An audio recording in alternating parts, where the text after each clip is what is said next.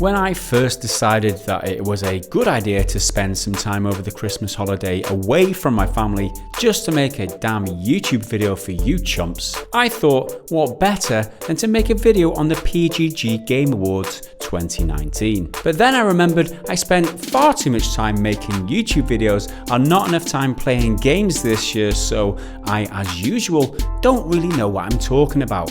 Which is why I decided to ask the PGG community to vote for their awards this year. So this is the Pretty Good Gaming Patreon Choice Awards of 2019. Enjoy. The first award on my list is the PGG Patreon Choice for Best Game 2019.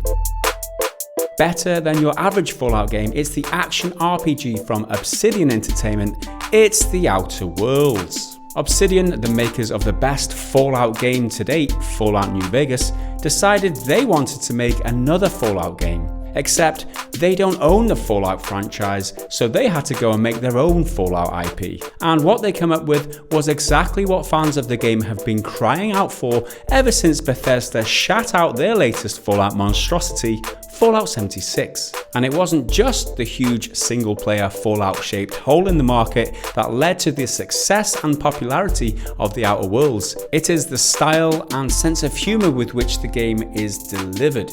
It's a parody of modern-day capitalism infused with stinging dark satire peppered with moments of absolute absurdity.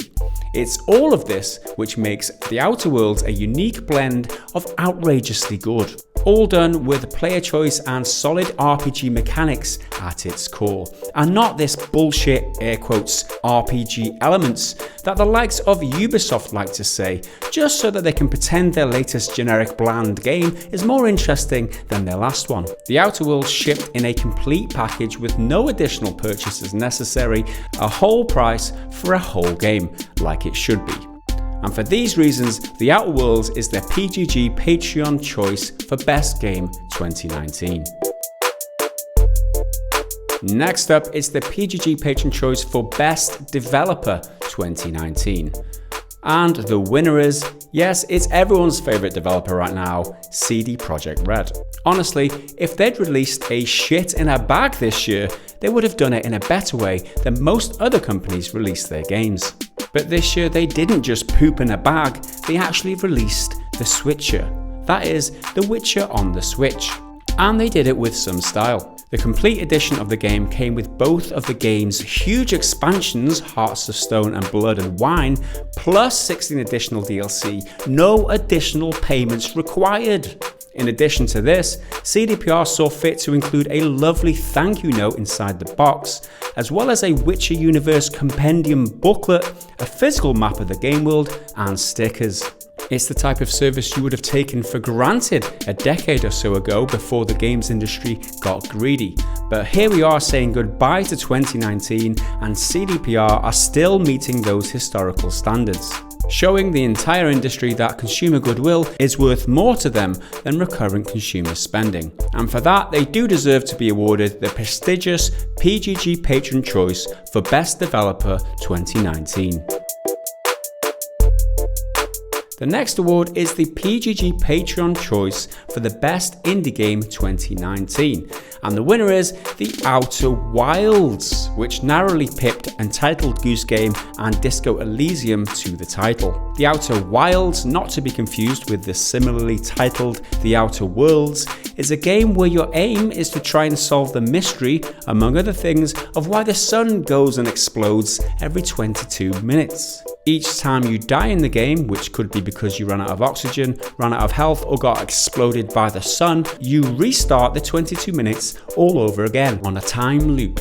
A bit like the plot from the best movie ever made, Groundhog Day. The game was developed by Mobius Digital and is the first game from the fledgling studio. Fun fact side note about them, the studio was set up by none other than Hiro Nakamura himself, actor Masi Oka, who saw a demo of the game during a demo day for the USC Interactive Media and Games Group in 2015 and decided to take on the project and hire a whole new team to assist the development of the game. The game has gone on to win the Best Indie Game Award at the Golden Joysticks this year, also gaining 8 total multiple nominations between the Gold Joysticks and the Game Awards 2019. And of course, The Outer Wilds has now won its most prestigious award to date, the PGG Patron Choice for Best Indie Game 2019.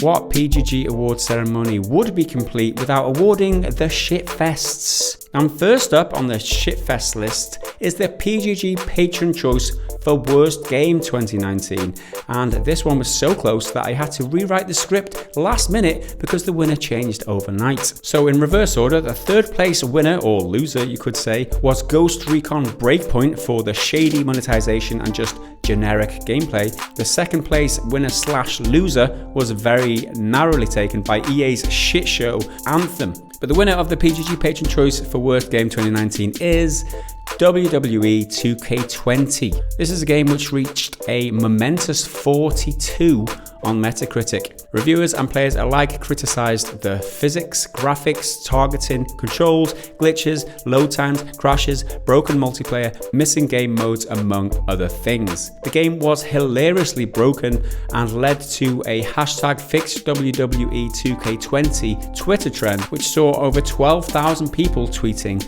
about the subject. Fans were in uproar about the state of the game, many saying that the character models look as if they were made in the character creator mode from the Elder Scrolls 4 Oblivion. The low quality graphics was attributed to the departure of developers Yuke's, who had worked on the franchise since 2000, but this year was dropped in favour of visual concepts. Development changes aside, the broken, buggy mess of a game should never have been released in this state, more than any other game this year, and the fact that the game is now selling at a huge 50% discount on Steam just 2 months after release says all that needs to be said, which is why it's being awarded the PGG Patron Choice for Worst Game of 2019.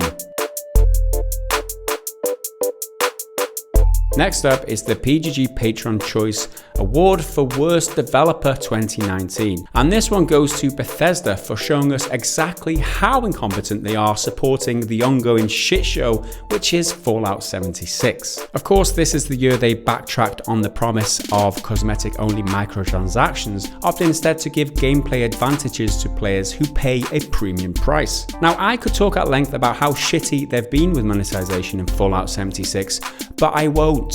Well, not now at least, because spoiler alert, that's coming up in a bit. Broken promises and awful monetization isn't even the reason why they win the award for Worst Developer this year. They won because pretty much every patch that they publish for the game seems to break it more than it fixes it. For example, in the latest patch 16, published on December the 10th, they introduced a bug which would break your legendary armor whenever you reload your weapon. Yes, that's right. Now when you pop a few bullets in your gun, you run the risk of your pants falling down. But a great example of Bethesda's incompetence was displayed for all to see when they launched their cash grab Fallout First subscription service earlier this year. With Fallout First, you pay a premium subscription for premium features. Features like the unlimited storage box, which disappears all your items, a new private server to use, which weren't actually private at launch, with players reporting random people were able to join them, and they also weren't new either, with some players claiming that they were finding dead NPCs and looted areas on their server, meaning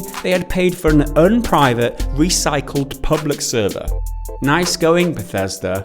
Great work. And so they fully deserve the PGG Patron Choice for Worst Developer 2019.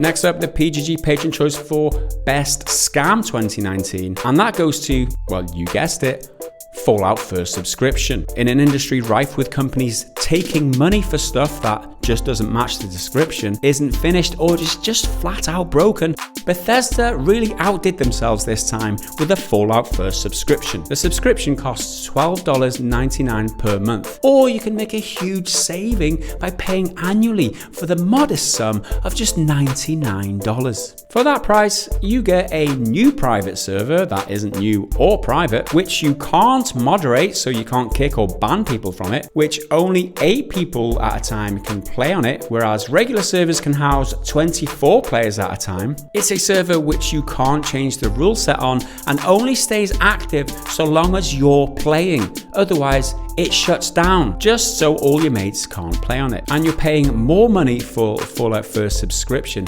than something like Xbox Game Pass, which costs only $9.99 per month and lets you play over 100 actual feature-complete non-buggy games. And remember, they're asking for the subscription fee after you've already bought a copy of Fallout 76 and you don't even get control of your server. Oh, but don't worry, that's not all you get for your money. The other premium features include the unlimited storage box, which eats your items, which I mentioned earlier, the 1,650 atoms per month to spend in the in-game store so that you can buy all the items that they left out of the base game in the first place. You get another fast travel point, which is literally paying money to make the game easier to play.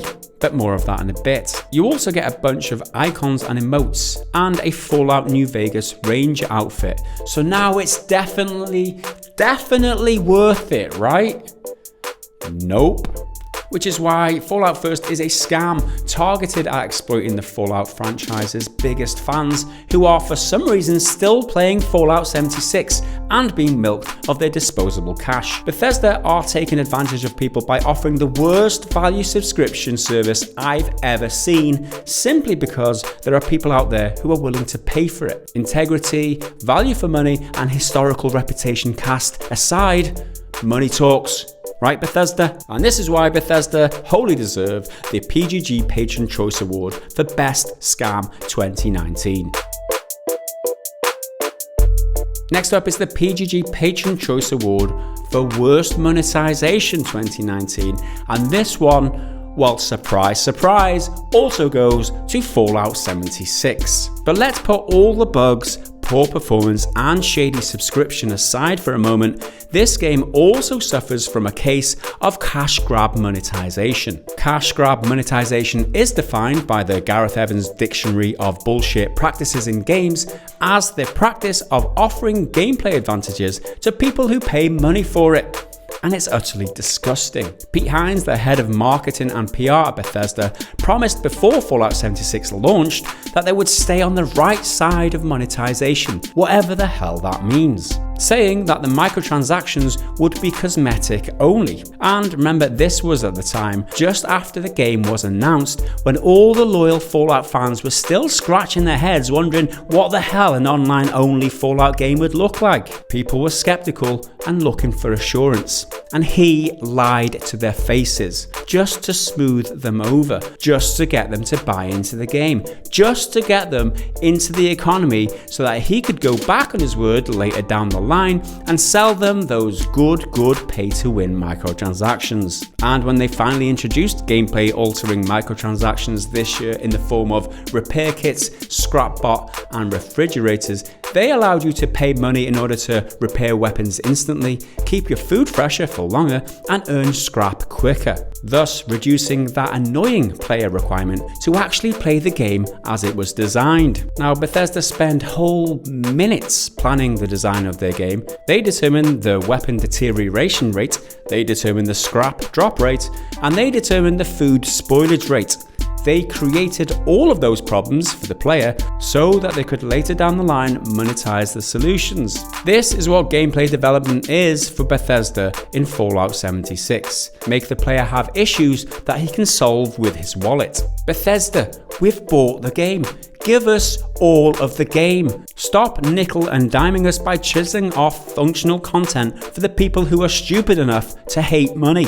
This industry is being eroded by the greed of shady cash grab companies who are no longer interested in creating good games. They only care about creating good money-making schemes, putting shops in the games to make more money. Now, I'll stop there before I go off on a full microtransaction rant, but suffice to say that Bethesda wholly deserve their third award this year for their frail and infirm mongrel of a game, Fallout 76.